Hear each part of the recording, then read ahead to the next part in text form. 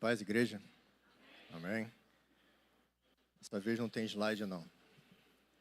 Os slides acabaram.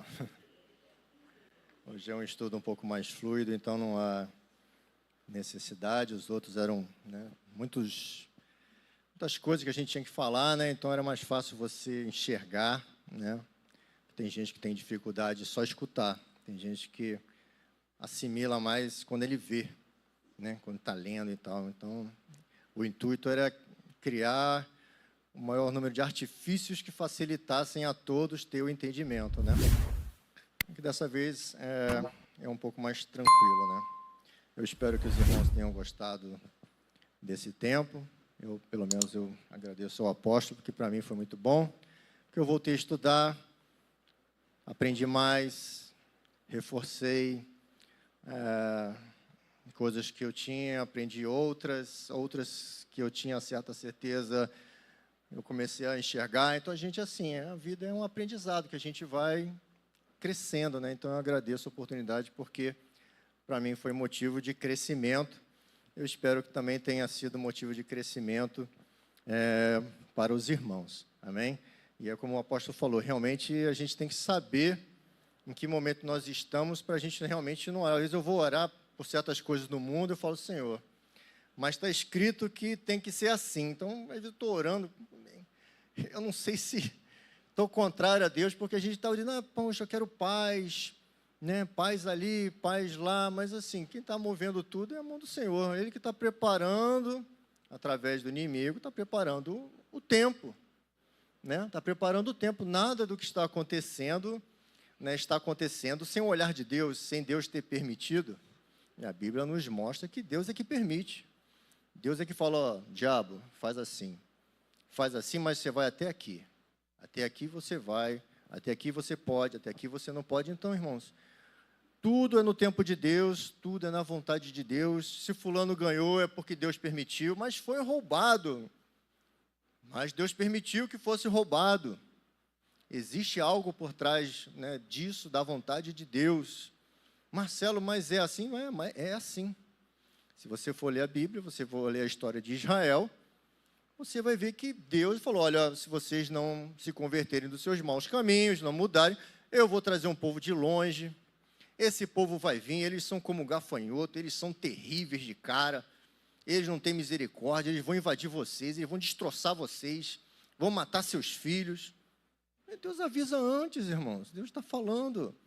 Antes de Moisés entrar com o povo na terra prometida, tem lá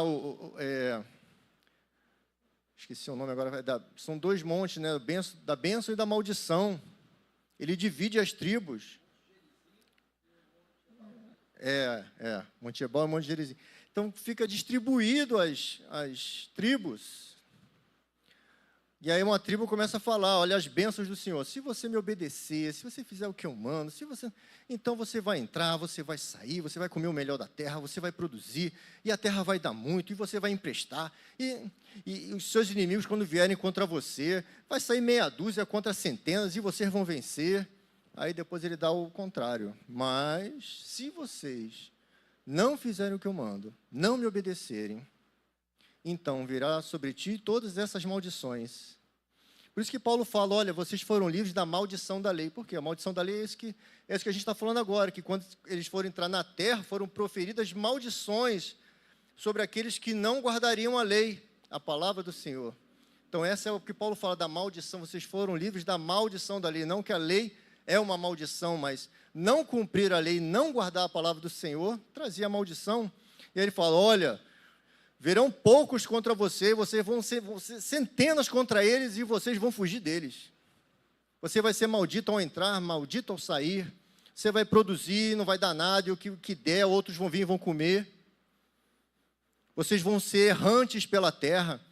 E aonde vocês estiverem, vocês não vão ter um coração tranquilo, porque irão atrás de vocês, aonde vocês estiverem, mesmo espalhados pela terra.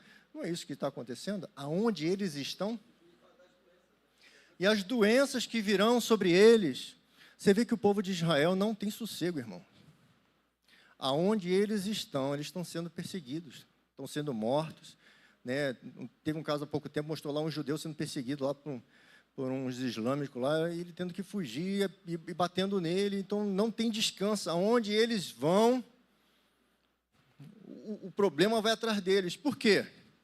Por causa da falta de obediência. Porque eles eram para ser uma nação santa. Por isso que eu falei semana passada aqui, que o reino milenar nada mais é do que o cumprimento das promessas de Deus e também o cumprimento da vontade de Deus sobre a nação de Israel. Qual é a vontade de Deus sobre a nação de Israel? Que seja uma nação santa, uma nação de sacerdócio. Então, no reino milenar, eles serão uma nação de sacerdócio.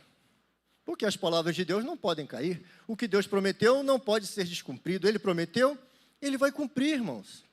Então, o reino milenar é o cumprimento de tudo que Deus prometeu a Israel. De tudo. Vocês vão morar na terra que eu separei para vocês. Vocês vão morar lá, no território que eu disse que era de vocês. Vocês vão estar lá em segurança. Tudo que Deus prometeu a Israel e que não se cumpriu até hoje, será cumprido. Porque não, se não se cumprir, irmãos, não deixa dúvida no nosso coração. Poxa, Deus falou, mas Deus também falou para o outro e não cumpriu. Quem vai dizer que ele vai cumprir para mim também? E se ele falou que eu sou salvo se eu creio em Jesus e na verdade eu não sou? Se ele não cumprir isso? Então Deus precisa cumprir tudo o que ele prometeu, né? E Deus vai cumprir tudo o que prometeu. Tudo que está escrito aqui, falei na semana passada, eu acho que a Fabi também falou, é a Ketubá. Isso aqui é uma Ketubá. É um contrato entre o esposo e a esposa. O esposo vai fazer tudo o que ele prometeu aqui. A esposa tem que fazer tudo o que ela prometeu aqui. Tudo que foi colocado por Deus para ela, ela tem que cumprir. Para que no dia certo haja o encontro e o casamento. Então tem que cumprir. E se não cumprir, fica de fora. Se for achado em promiscuidade, não casa. Está desfeito o casamento, antes de começar. Né? Então, que a gente tenha esse entendimento, irmãos, do tempo, como foi falado aqui, da oportunidade que está sendo dada. Agora vem o estudo da autoridade espiritual, é importantíssimo, porque a gente tem que ter autoridade, muita gente já perdeu a autoridade, até dentro de casa, as coisas têm que ser restabelecidas. O homem é a cabeça. O homem é a cabeça, por mais que o mundo diga, eu estava conversando essa semana, a gente estuda em casa, a gente estamos estudando Gênesis, as crianças e eu. Estamos lá no capítulo 4 de Gênesis, né? Então a gente está falando da questão da autoridade. Quando as mulheres, quando a sociedade diz, ó, empoderamento feminino, nós somos iguais aos homens. Mas quem estabeleceu que o homem era a cabeça? Foi o homem, como ele diz, a cultura machista estabeleceu que o homem é sobre a mulher? Ou foi ele que estabeleceu que o homem é a cabeça? Então, a cultura, essa turma hoje progressista que diz que quer empoderamento feminino, elas estão lutando contra os homens ou elas estão lutando contra... A luta delas é contra quem?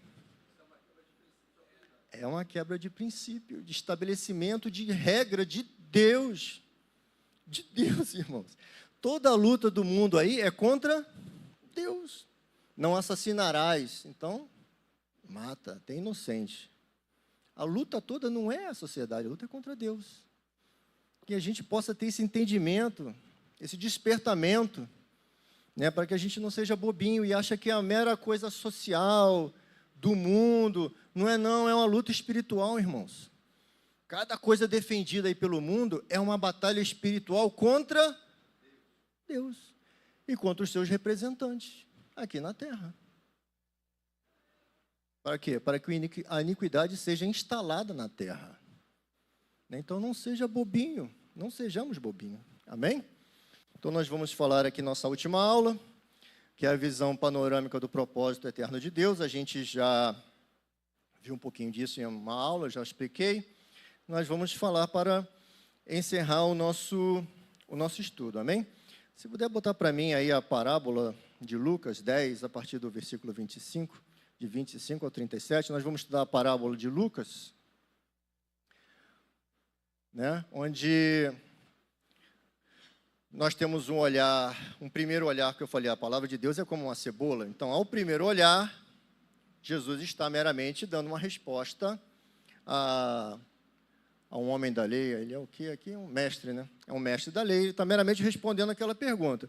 Mas se você descascar tirar a primeira camada da cebola, tem um outro entendimento que a gente pode ter, o entendimento profético, o entendimento maior, né?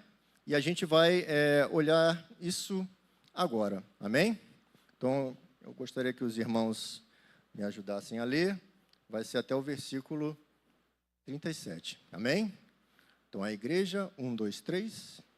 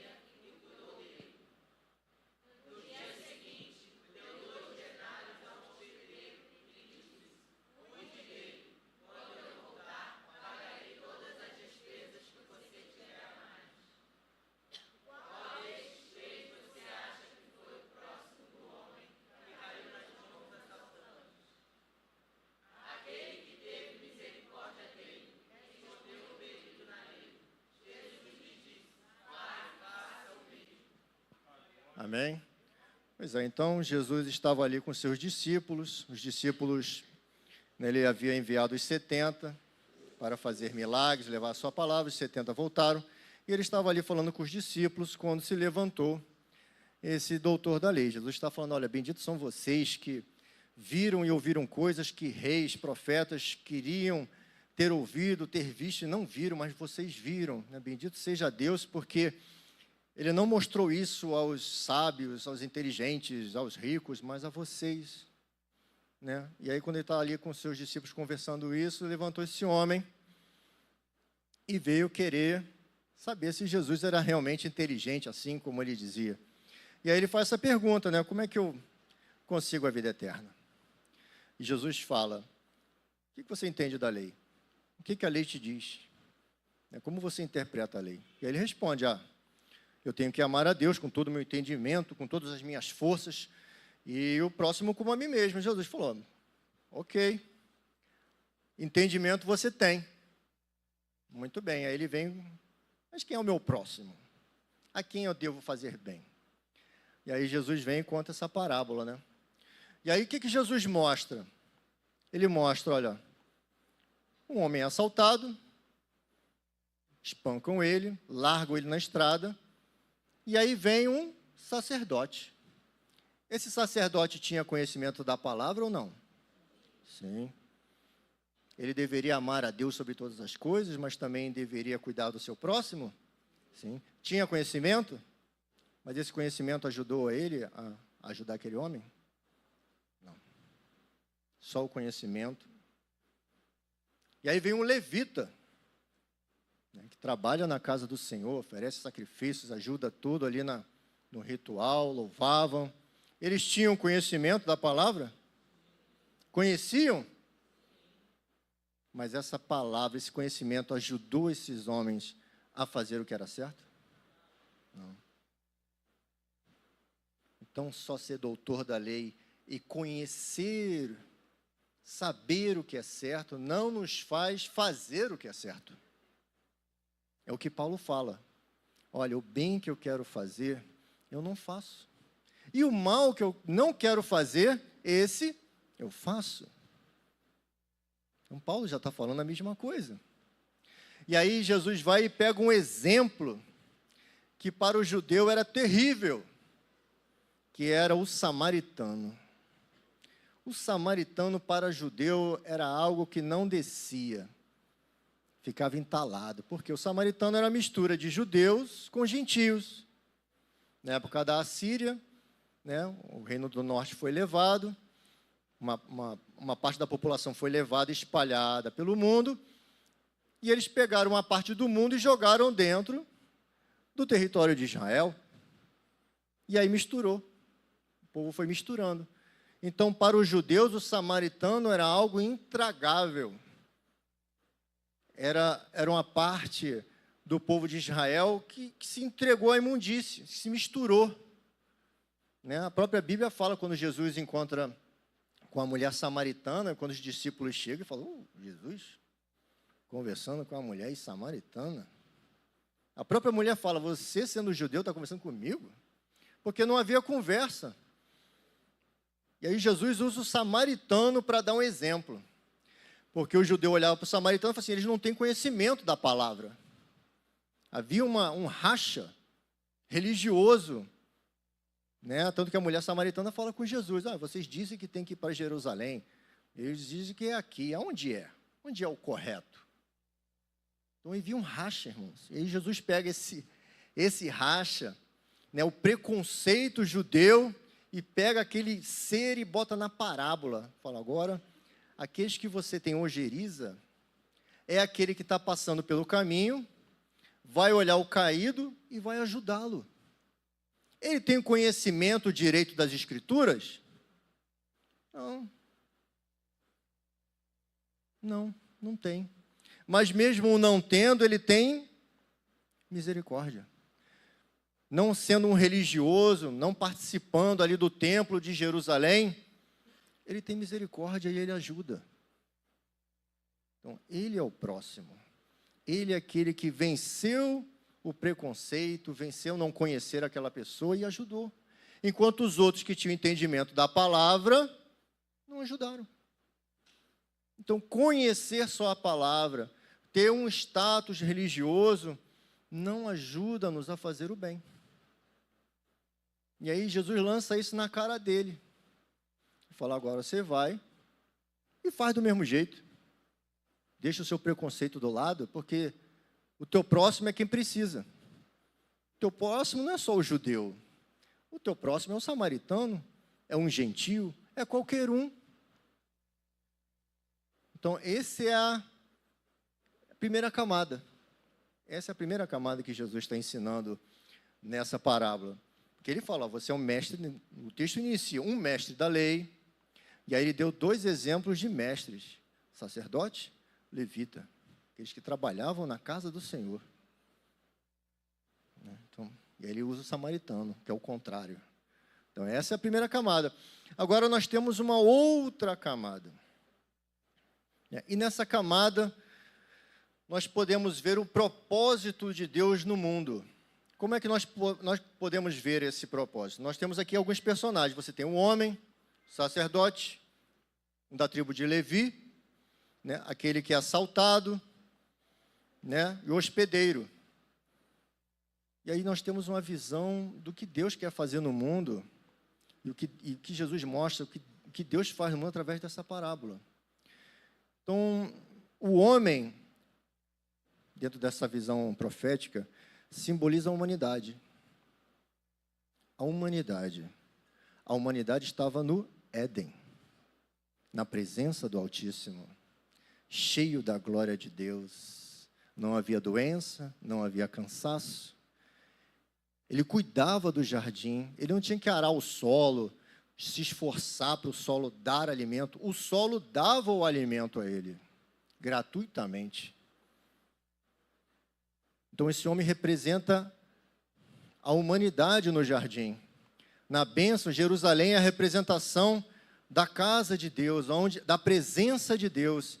E aí fala que esse homem está indo de Jerusalém para Jericó. Jericó está perto do Mar Morto, onde não há vida. Onde foi um lugar amaldiçoado por Deus através de Josué. Josué amaldiçoou Jericó. Ele falou, maldito seja esse lugar. E se alguém quiser restaurar essa cidade, ao botar a base, vai perder um filho.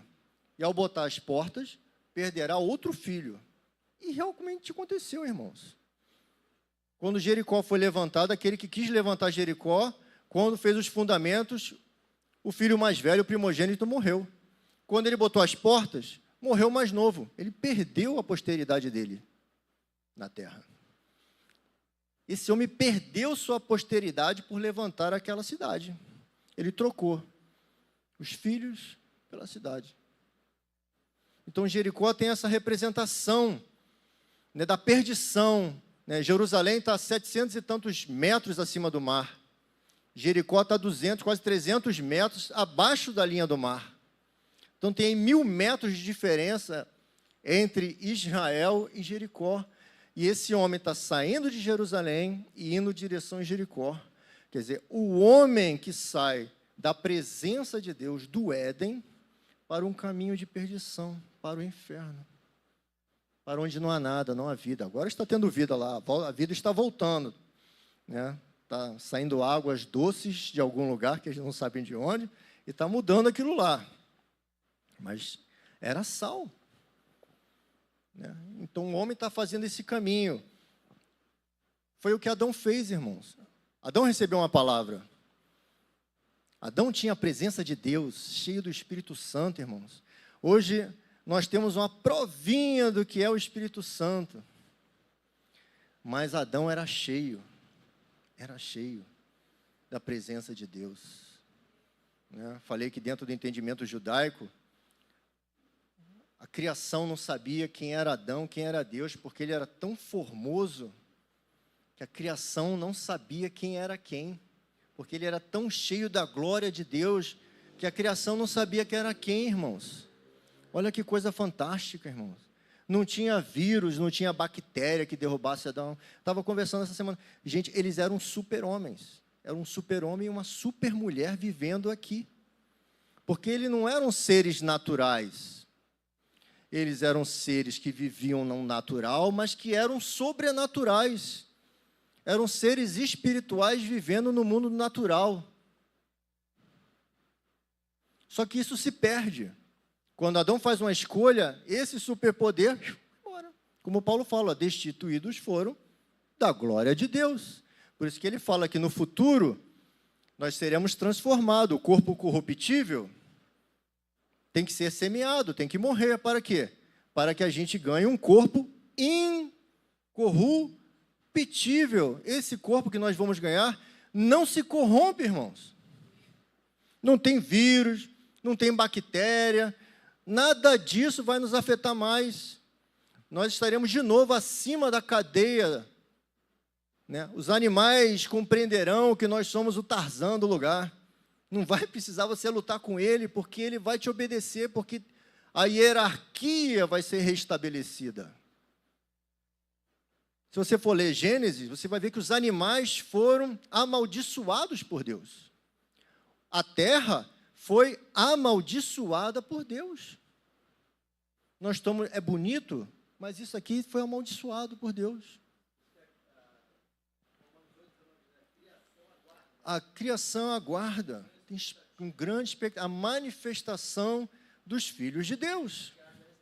Para que haja, eu falei, no milênio começa o quê? A restauração da terra. A restauração da criação, porque essa criação ainda vai ser muito destruída, muito perturbada. Não só a terra, mas o que a gente tem no céu vai sofrer uma grande perturbação. Então, o que a gente vê hoje no céu e na terra, daqui a algum tempo não vai estar mais lá. E vai ser necessário que seja refeito. E é durante esse período que Jesus vai estar refazendo todas as coisas. No reino milenar. Porque o reino milenar, irmãos, é o início de um reino que não tem mais fim. De milenar para eterno. O milenar é o período onde ainda existe ímpio na terra. Ele vai fazer a última limpa no terreno. Os últimos joios serão arrancados. E vai ficar só o trigo. E aí, quando ele fala, né, e sim, nós iremos resplandecer. Chegou o momento em que a criação vai ver quem realmente nós somos. E realmente nós teremos entendimento do que nós somos, porque hoje nós não temos entendimento ainda. O completo entendimento não temos. Então, esse homem está descendo. Esse homem faz o caminho, né, da desobediência de Deus. E aí surge aquele que vem o quê? Roubar, matar, destruir. E ele rouba o governo que era de Adão. Adão perdeu o governo. Adão não manda mais. Agora quem manda aqui é o diabo.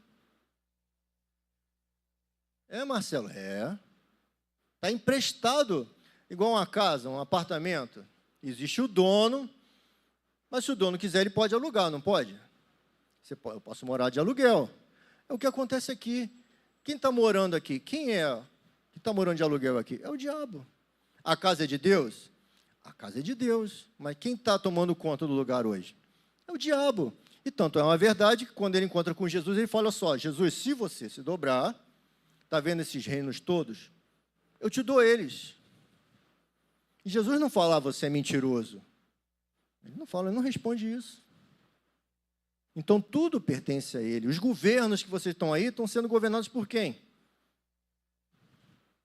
Quando Daniel está pedindo esclarecimento das 70 semanas, vem um anjo mensageiro e fala, olha, eu queria ter vindo antes, cara, mas está tendo uma batalha. Nós estamos lutando aí contra um principado. Então, eu fiquei lá lutando e precisou vir outro me ajudar, para eu poder passar.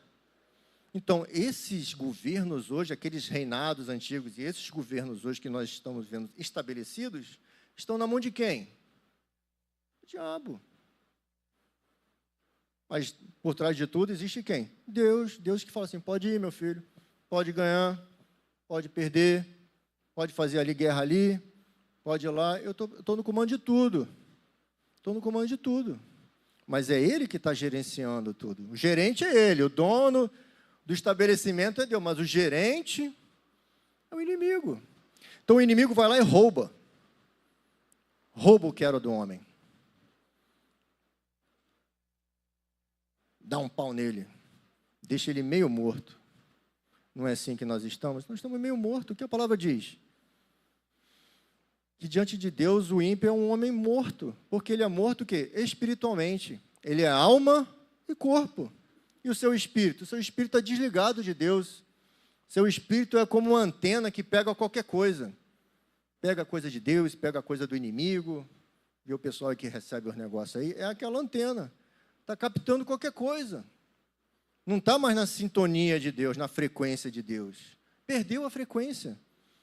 Quando Adão peca, o que Deus fala? Adão, onde você está? Onde você está, Adão? Frequência foi perdida.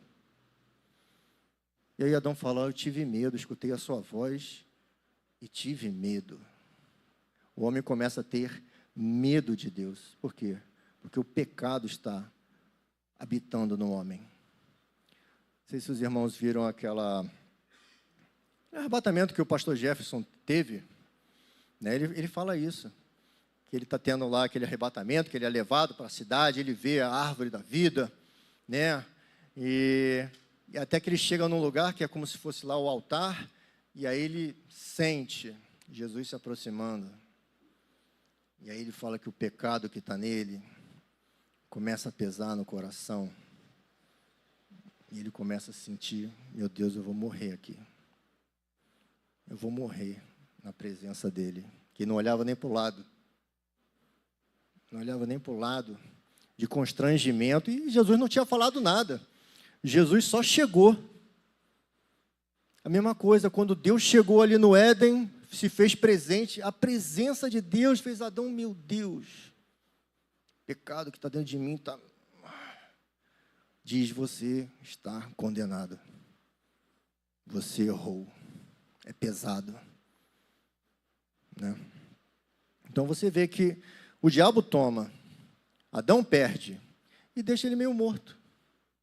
Meio morto. Não tem mais capacidade por ele mesmo de voltar ao que ele era. Ele não tem mais capacidade de voltar ao que ele era. Né? E aí começa a criar-se mecanismos para que o homem volte a ser o que era. Então vemos o sacerdote. O sacerdote representa um período, que é o período ali que vai de Adão até Moisés, onde é que cada um fazia do jeito que achava, irmãos. Noé levantava altares, Isaac levantou altares. Você vê em Jó, ele sacrifica, porque ele não sabe se os filhos estão pecando ou não. Então, na dúvida se eles estão pecando ou não, então ele sacrifica a Deus. Então, meio que cada um faz o que quer. Cada um vai tateando para ver se consegue acertar com Deus. E esse sacerdócio é impossível de levantar o homem. Porque está corrompido. Também está corrompido. Então, não tem como levantar esse homem. E aí a gente entra em Levi, que é o período da lei. Período que Deus estabelece em leis em que Israel deveria seguir. Mas a lei, Paulo nos ensina, a lei não foi feita para salvar o homem. A lei foi feita para que o homem não erre e sabe o que é bom e o que é ruim aos olhos do Eterno. Mas ela mesmo não salva. O que salva sempre será a graça. A graça foi quem salvou e quem salva e quem salvará sempre. É a graça de Deus. É a motivação. Onde eu estava estudando, Caim vai apresentar uma oferta. E aí a palavra diz assim, e Deus não se agradou de Caim e da sua oferta. Não é que Deus não se agradou da oferta. Primeiramente, Deus não se agradou o quê? De Caim. Então não adianta, irmão, Deus não se agradar de mim e eu ofertar o melhor que eu tiver. Porque a oferta que eu vou apresentar para Deus é nada. Porque ele está tendo um problema com a minha pessoa, com o meu relacionamento. E a gente vê que Caim tem problemas de relacionamento com Deus? Tem, o próprio texto mostra.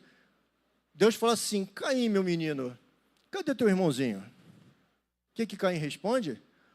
Senhor, teu servo ouve, fiz besteira, pai. É assim que ele responde? Não. Fala, não sei. Ele é lá na novela para eu ficar acompanhando ele, saber por onde ele anda? Sei lá por onde ele anda? Eu que tenho que tomar conta dele? Isso é maneira de responder ao Eterno? Você está entendendo que ele está conversando com Deus, irmão? Deus está se apresentando a ele e falando, rapaz, o que você está fazendo? E ele responde assim, desse jeito, como se estivesse falando com qualquer um. Então, por isso que Deus não se agrada dele. Então, se Deus não se agrada dele, não tem como se agradar da oferta. Se nós estamos todo errado, e a gente ofertar aqui e achar que vai ser abençoado, não vai ser abençoado. Não vai ser abençoado. Por quê? Porque você tem um problema com Deus. Você tem que resolver um problema com Deus. Já viu quando Jesus fala, olha, quando você for ofertar, e se você tiver um problema com a pessoa, vai primeiro resolver o teu problema com ela, e depois você oferta. Por quê? Senão sua oferta não vai ser recebida por Deus, porque você não está fazendo o que Ele está mandando. Você é um desobediente, ou seria um desobediente.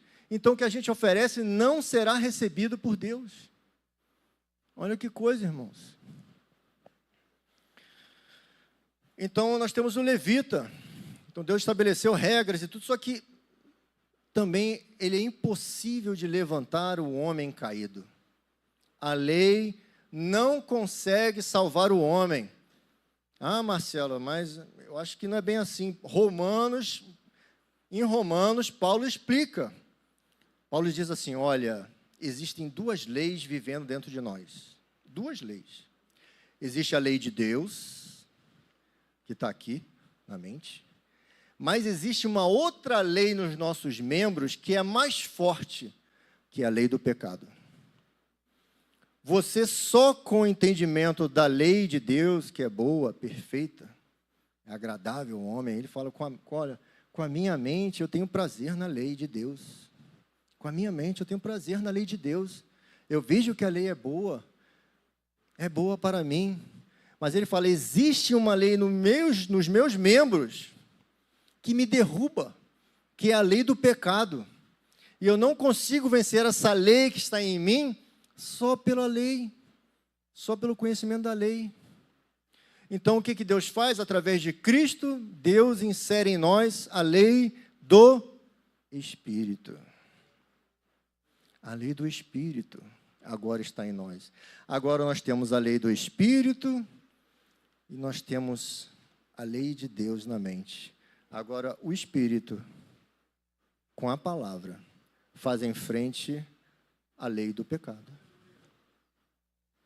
Agora nós conseguimos vencer o pecado que está em nós, porque o Espírito e a palavra estão em nós. A sabedoria e o poder de Deus estão em nós. Como eu sempre falei aqui, olha, o Espírito não caminha sem palavra, a palavra não caminha sem Espírito. Por isso que quando Jesus desceu à terra, quando começou seu ministério, logo depois veio quem? O Espírito. Porque a palavra não anda sem o Espírito, e o Espírito não anda sem palavra. As duas coisas têm que caminhar juntos, irmãos. Eu falei semana passada sobre Filipe, ele fala que ele era cheio da sabedoria de Deus e do poder de Deus. É isso que Deus quer fazer conosco, nos dar sabedoria, conhecimento das Escrituras, e o poder do Espírito. Para que seja impactante, irmãos. Para que a gente não fique meia hora falando do Evangelho e nada, não faz diferença. Uma vez eu estava no trem, eu olhei para o lado assim, aí tinha um senhor do lado da mulher, ele começou a pregar para ela, desde o Gênesis. Ele começou, irmão, a pregar para ela, desde o Gênesis. Ele veio lá no Gênesis, Adão, Caim, e veio. Eu falei, rapaz, até ele chegar em Jesus, a viagem acabou, cara. E a mulher já como? E Moisés, e Josué. Falei, meu Deus, ele está falando um monte de nome que a mulher nem sabe, irmão. Nem sabe o que ele está falando ali, um monte de nomes ali que eu não tenho a mínima noção do que ele está falando, irmãos. E assim, aí o efeito contrário, porque em vez dela dar ouvidos a ele, ela estava bufando, já estava virando o rosto. O que é? O cara estava meia hora narrando toda a Bíblia para ela. Mas quando tem a capacitação do Espírito, são poucas palavras, irmãos. É como se fosse uma flecha, é direcionado, aquilo é uma flecha, é uma frase, aquilo entra e rompe todas as fortalezas que existem naquela pessoa. É o poder de Deus, às vezes não tem nem palavra, é só o poder. Como Paulo, como Pedro, quando entra no templo, ele vê lá alguém mendigando e fala, olha, eu não tenho ouro nem prata, mas o que eu tenho eu te dou. Ele não pregou nada, ele falou alguma coisa? Não falou nada. Ele chegou logo com poder. O que eu tenho, eu não tenho ouro nem prata, mas o que eu tenho eu te dou. Levanta a guarda aí. Levanta, em nome de Jesus. Acabou, a pregação é isso. Levanta em nome de Jesus. Se eu levantei aqui, foi por causa de Jesus. Acabou. Precisei explicar que ele é o Messias de Israel, que ele veio. Esse é o poder de Deus, irmãos.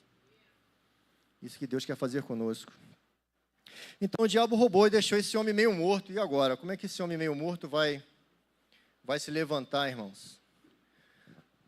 Se nem a lei levanta ele, nem o conhecimento da lei de Deus levanta esse homem, o que fazer agora, né? Eu acho muito interessante essa questão do meio morto, que ele fala que deixa ele meio morto. E aí, quando eu fiz esse estudo, eu lembrei de Marcos 2, 1 a 12. que fala a história de um paralítico, que Jesus estava pregando, acho que dentro da casa de Pedro, e aí 4 amigos pegam aquele paralítico, passam por meio da multidão, sobe no telhado, tira as telhas, descem o homem por cordas até os pés de Jesus, e ali aos pés de Jesus, Jesus fala, os teus pecados estão perdoados. E aí os homens falam assim, quem é esse cara, rapaz, que quer perdoar pecado? Aí Jesus, pelo Espírito Santo, falou, não sei por que vocês estão com essa conversinha fiada na mente de vocês, mas para vocês saberem quem eu sou, que eu posso perdoar pecado, vou fazer algo maior ainda, meu querido. Levanta agora aí, vai. Levanta, pega a tua cama e vai. E aí aquele homem pegou a levanta, aquele homem paralítico, meio morto. Deixa um paralítico sozinho, irmão. Vamos botar um paralítico deitado aqui, vamos deixar ele quieto aqui, durante alguns dias. Vai morrer, irmão. Ele não tem capacidade nenhuma por ele mesmo de ir a qualquer lugar, fazer qualquer coisa. E o que é um homem morto espiritualmente? É esse paralítico, que por ele mesmo, ele não tem capacidade mais de se chegar a Deus. Ele não tem mais capacidade espiritual de se chegar a Deus. E aí o que Deus provê para esse homem? Quantos evangelhos nós temos aqui na nossa palavra? Quantos evangelhos temos aqui na palavra? Quantos evangelhos, irmão, nós temos aqui? 4. Marcos diz que 4 homens pegaram esse paralítico. Olha, aí nós temos na nossa Bíblia 4 evangelhos que pegam um homem morto espiritualmente, incapaz de se chegar a Deus. E o que faz esses evangelhos? Faz esse homem romper dificuldades. Faz esse homem ser colocado aos pés de Jesus. O texto diz que os 4 amigos descem ele aos pés de Jesus. Faz um homem ímpio, soberbo, descer aos pés de Jesus. E aí, aos pés de Jesus, o que Jesus faz com ele? Sara, traz vida àquele que estava meio morto. Marcos é um exemplo dessa palavra. E aí nós temos, por último, o sacerdote, o samaritano.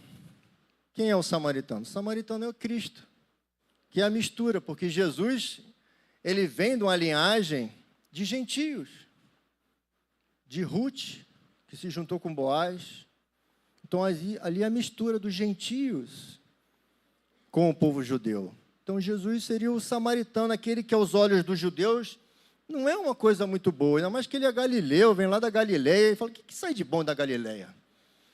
O que sai de bom da Galileia? Não sai nada de bom da Galileia. Desde quando o Messias vem da Galileia? Isso não existe.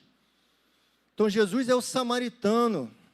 É aquele que está de passagem. O texto diz que o samaritano está de viagem, está de passagem.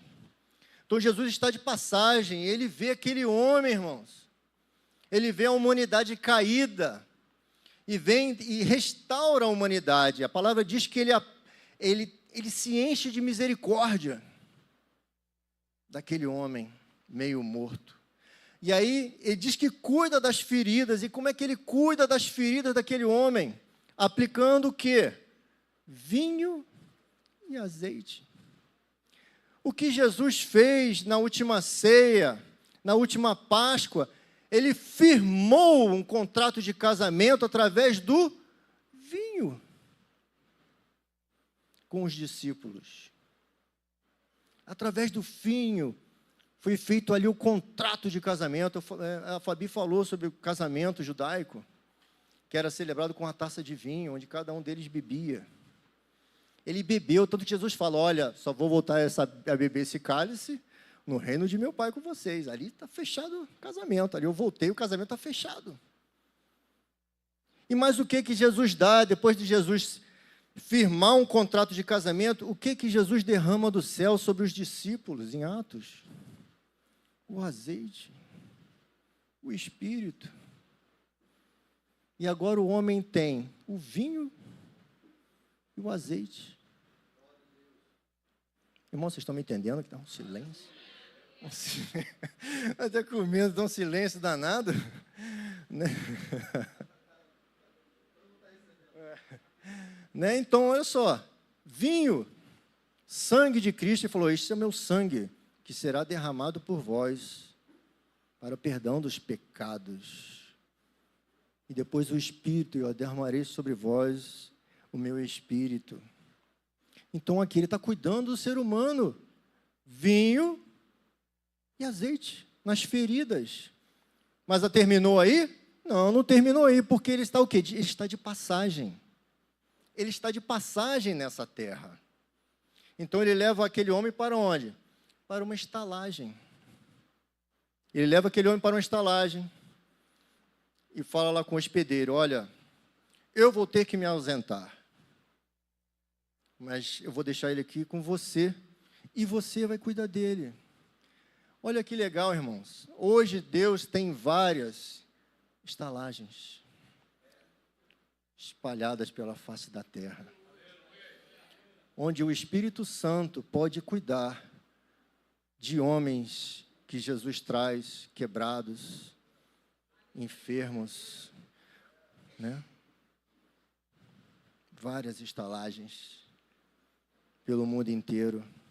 E o Espírito Santo está cuidando dos homens nessas estalagens, através de nós. Uma vez nós entramos e fomos cuidados, e aí nós tomamos um pouquinho mais de fôlego, de ânimo, e aí a gente vai e cuida daqueles que estão entrando, muitas vezes com os mesmos problemas que nós temos, que nós tínhamos. E através de nós o Espírito Santo trabalha naquelas vidas e fala: olha, há jeito, ainda tem jeito, não acabou. Ainda há salvação para você, ainda há chance para a sua família, para a sua casa, né? Coisa formidável, é ou não é, irmãos? É um texto pequenininho, irmãos. O texto mesmo que Jesus está falando é do 30 ao 37, são ali. 30 ao 37, ele dá todo o que vai acontecer no mundo, todo o plano dele. E ele fala: olha, eu vou te deixar, hospedeiro, 2 denários, 2 dias de trabalho. 2 dias de trabalho eu vou te dar para você cuidar dele, para que você cuide dele. 2 dias. 2 dias. Se passaram quantos anos aí? 2000 anos. Ele ficou 1 dia e deixou mais 2. Estamos no ano o quê? 2025. E ele falou: e quando eu voltar, se você tiver gastado um pouquinho mais com ele, eu te pago. Ele não vai voltar? Ele vai voltar. Ele vai voltar. Ele vai voltar. Mas enquanto ele não volta, quem cuida de mim e de você? O Espírito Santo. Ele que é o penhor. Ele que é ali o valor que nós temos para quando nós encontrarmos com ele, apresentarmos. É o Espírito Santo que mostra que nós somos uma nova criatura, que somos salvos em Cristo Jesus. Amém? Então você vê todo o plano de Deus dentro de poucos versículos, numa alegoria que Jesus está fazendo para alguém. Isso é fantástico, irmãos. Você vê o casamento da igreja com Cristo através do casamento judaico. Você vê o arrebatamento através das colheitas de Israel. Irmãos, isso é algo muito louco, irmãos. Ele está explicando algo tremendo, algo espiritual, através da plantação, irmão. Através do casamento. Olha só. Que Deus fantástico, irmãos. Às vezes o pessoal fica inventando um monte de trelelê que não está na Bíblia, assim, para dizer que aquilo é verdade, enquanto Deus fala assim, ó, eu estou falando assim, eu estou falando verdades espirituais assim, ó, facinho de você entender com o seu cotidiano, apesar que hoje já não é mais o nosso cotidiano, mas naquela época era o cotidiano. Jesus fala: olha, os campos já estão brancos, estão prontos para ser ceifados. Mas cadê os ceifeiros? Está faltando ceifeiro. Ora para aparecer ceifeiro, né? Então, assim, são verdades que Deus fala de maneira simples, irmão. Deus está na simplicidade, irmãos. Na simplicidade. Eu busquei dentro desse estudo mostrar a vocês que a Bíblia explica a Bíblia. Basta procurar. Basta querer, a Bíblia vai se explicando, irmãos. não é algo assim, sem pé nem cabeça. E se você topar com algo que você não entendeu, continua, irmão. Continua lendo, continua lendo, continua lendo. Tem coisas que eu só vi agora, eu leio a Bíblia direto, irmãos. Eu começo em Gênesis, vou até Apocalipse. Acabou com Apocalipse, eu volto para Gênesis. E vou lendo o ano inteiro. E vou lendo todo ano, irmãos. Estou lá em Atos. E aí você vê certas coisas em Atos que você não tinha visto, você não tinha percebido. Né? Porque são coisas que às vezes te falam e aquilo entra na sua cabeça e você não mais investiga, porque aquilo virou uma verdade absoluta e você não mais investiga. Estava falando com a minha família essa semana. O que foi colocado na minha cabeça? Que Paulo pregou aos judeus. Os judeus não quiseram, ele foi para os gentios. Virou apóstolo dos gentios, amém? Não é assim que diz? Ele pregou aos judeus, os judeus não quiseram, então ele foi para os gentios. Então ele é apóstolo dos gentios, amém? Amém ou não? Não, não é bem assim. Paulo é apóstolo dos gentios? Amém. Mas Paulo parou de pregar para judeus? Não, irmãos. A palavra mostra assim, e Paulo chegou em Corinto, e Paulo chegou em Éfeso, e Paulo chegou não sei aonde, e foi no sábado na sinagoga. E foi ao sábado na sinagoga, e pregou aos judeus, e ficou lá pregando não sei quanto tempo. Aí os judeus falaram assim, ó, alguns judeus falaram assim, eu não quero mais essa palavra. Aí Paulo falou, então tá bom, então agora eu vou para os gentios. Então ele foi para os gentios daquela cidade, e aí pregou, e ficou um tempo lá. E aí foi para outra cidade. Quando ele entra na cidade, o que a palavra diz? E foi Paulo, no sábado, na sinagoga. Então, primeiro, ele sempre buscava nas cidades os judeus. Porque é o que Paulo fala, ó, primeiro o judeu, depois o grego, ou depois o gentil, é o que Paulo sempre escreve nos textos dele.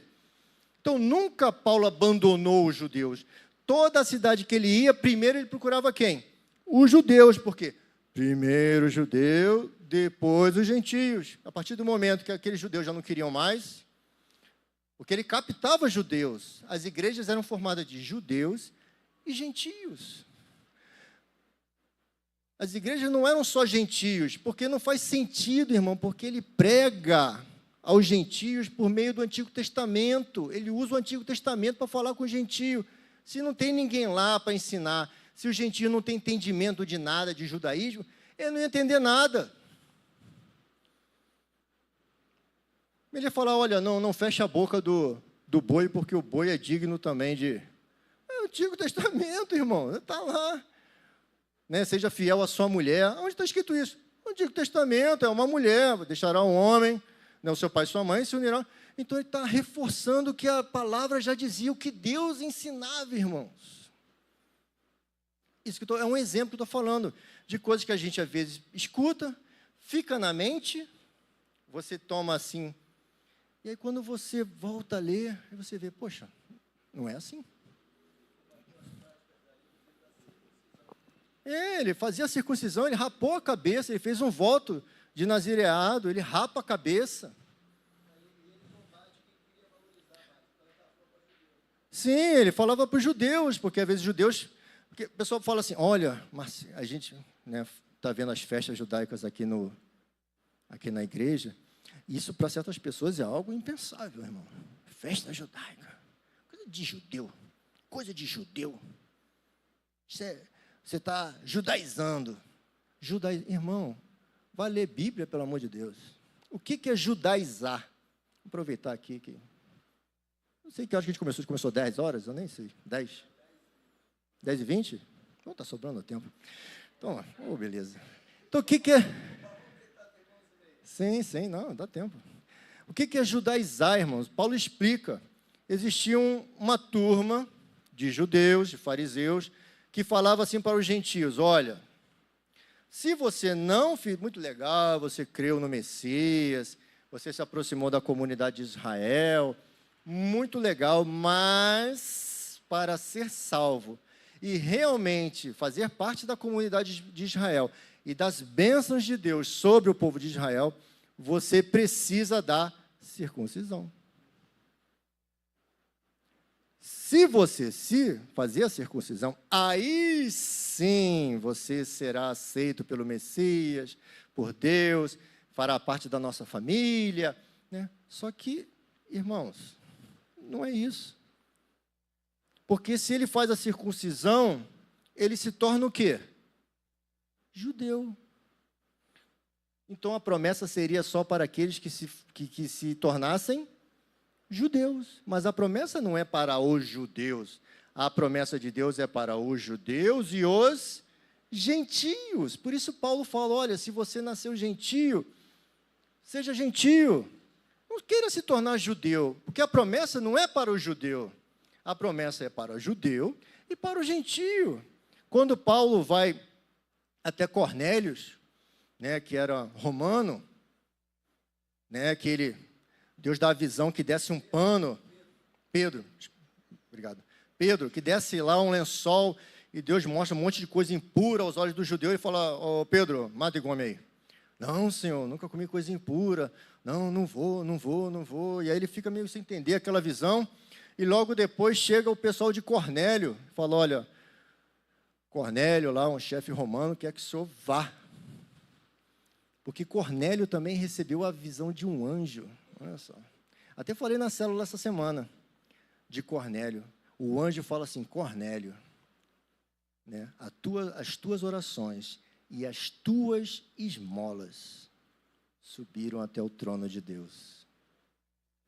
Até as esmolas que ele fazia clamam até o trono do Eterno. A intenção do coração. E aí, Pedro entende que ele tem que ir lá. E aí, Pedro começa a pregar, no meio da pregação, desce o Espírito Santo, eles são batizados. Então, a promessa é para judeus e gentios. Então judaizar é dizer para você, olha, você precisa se tornar judeu, fazer a circuncisão para você ser salvo. Se você quer celebrar festa, você quer guardar sábado, você quer comer comida kosher, né, sem sangue. Irmãos, isso é cada um de nós. Isso é cada um de nós. Mas se você vier e falar, Marcelo, eu vou fazer a circuncisão. Eu falo, rapaz, aí você está indo para o mau caminho, cara. Aí é o mau caminho. Agora, o que você quiser guardar da lei, você guarde. O que você estabeleceu no coração com Deus, Paulo fala, olha, não fica aquele negócio de que não comer, guardar dia, não guardar dia. Se você tem que estabelecer o que você guarda aquele dia, que aquele dia é para Deus, então guarde para Deus. Se você estabeleceu que para você todo dia é dia, todo dia é dia. Deixa para lá, faça o seu. Se você tem no seu coração isso, faça. Ah, mas o fulano não faz. Faça você. É o que Paulo está falando, faça você. Existe uma contenda nessa questão de judaizar, se não judaizar, lá em Atos 15, e eles chegam no consenso e falam, ó, não precisa fazer circuncisão. Não precisa fazer circuncisão. Aí ele estabelece quais são as coisas mínimas que um gentio poderia fazer para andar com um judeu. Ele fala, não se contamine com os ídolos, com as coisas sacrificadas aos ídolos, não coma carne com sangue, né? Se afaste da idolatria. Essas coisas é bom que vocês façam. Isso é o mínimo, irmão. Você quer caminhar na comunidade aqui e continuar na idolatria? Não tem como, irmão. Então tem certas coisas que eram o mínimo para a convivência com os judeus. Eu estou falando, convivência com os judeus. E ele fala, olha, porque Moisés é pregado todo sábado nas sinagogas. Se vocês quiserem aprender mais alguma coisa da lei, está lá.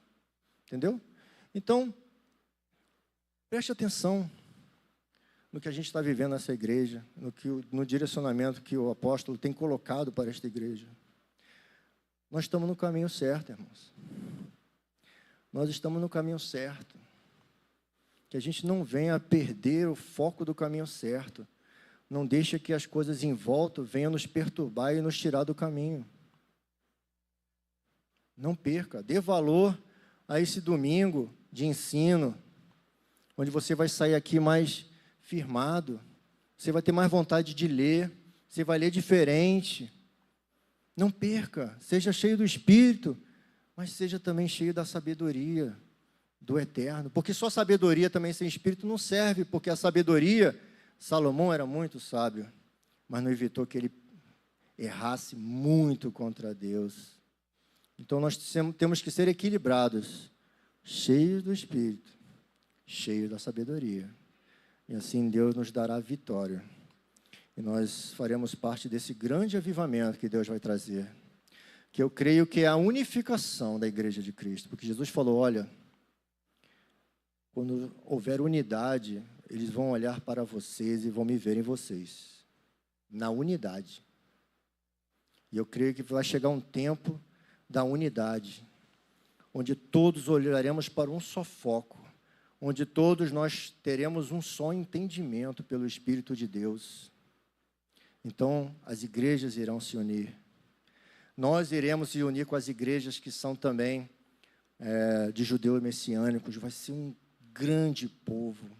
E isso, aos olhos do mundo, vai ser algo tremendo, algo incompreensível para os demais judeus.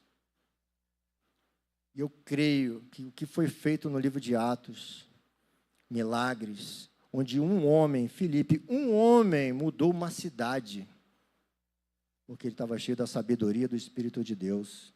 Eu creio que haverá vários Filipes, vários Paulos, vários Apolos, Pedros, homens que vão fazer a diferença, irmão, aonde eles estiverem. Amém? Agradeço a oportunidade em nome de Jesus. Seja abençoado a cada um. A paz, Igreja do Avivamento. Você acabou de assistir uma poderosa palavra que veio do coração de Deus para a sua vida. E se você foi edificado, eu te peço, deixe o seu like, comente e compartilhe. E se você não é inscrito no nosso canal, inscreva-se e ajude-nos a espalhar o fogo do avivamento para o Brasil e as nações. Deus te abençoe.